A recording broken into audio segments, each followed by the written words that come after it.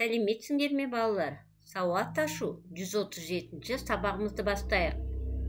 Бүгінгі сабағымыздың тақырыбы ойын ережесі деген не?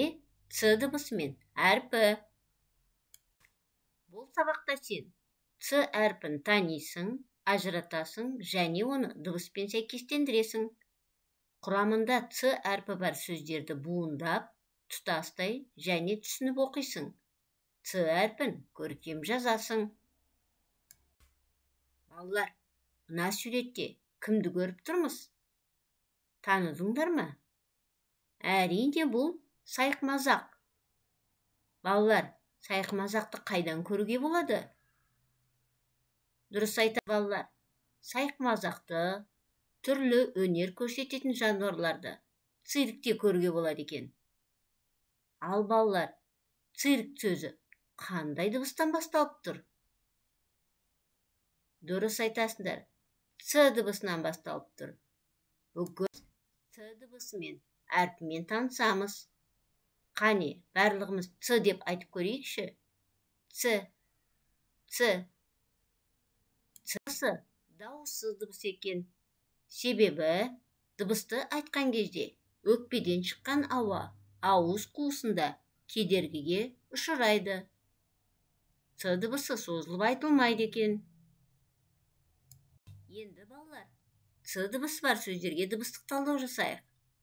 Цирк сөзіне жасайық. Буынға бөлек.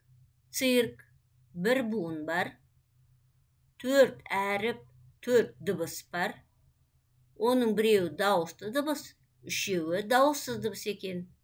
Ц әрпі сөздің басында тұр. Екінші сөзіміз концерт. Концерт, 2 буын бар.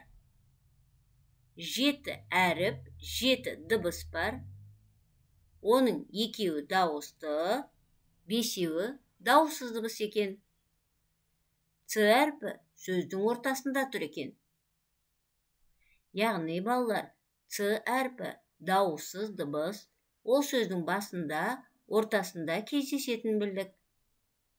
Ц әрпі көбінесе орыс тілінен енген сөздерде кездеседі екен. Енді оқулықпен жұмыс жасайық. Бірінші тапсырма. Оқы. Цирк, цех, концерт, цемент. Цирк алаңқайында сайқымазақ балалармен ойын ойнады. Ол балаларға ойын ережесін түсіндірді. Мағжан іздеуші болды. Ол жасырынған балаларды көп іздеді. Бірақ ешкімді де ұстай алмады. Ыза болған ол көзіне байланған орамалды жұлып алды. Ойын ережесін бұзғандықтан Мағжан қайтадан іздеуші болды. Бұл ойын қалай аталады? Ойын ережесі деген не? Ол ойынның жүргізілу тәртібі ме? Есіңе сақта. Ойынның аты болады. Ол ережеге құрылады. Ойын соңында жеңімпаз анықталады. Екінші тапсырма. Сандардың ретіне сәйкес әріптерді жазып, сөз құра. Балалар, мына сандарды ретімен қою арқылы сөз құрайық. Сөз құралғанда қандай ұлттық ойын атауы шықты?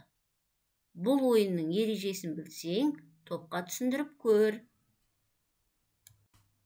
Бүгін дәптерімізге балалар, Ц әрпінің бас әрпімен кіші әрпін жазып үйренеміз.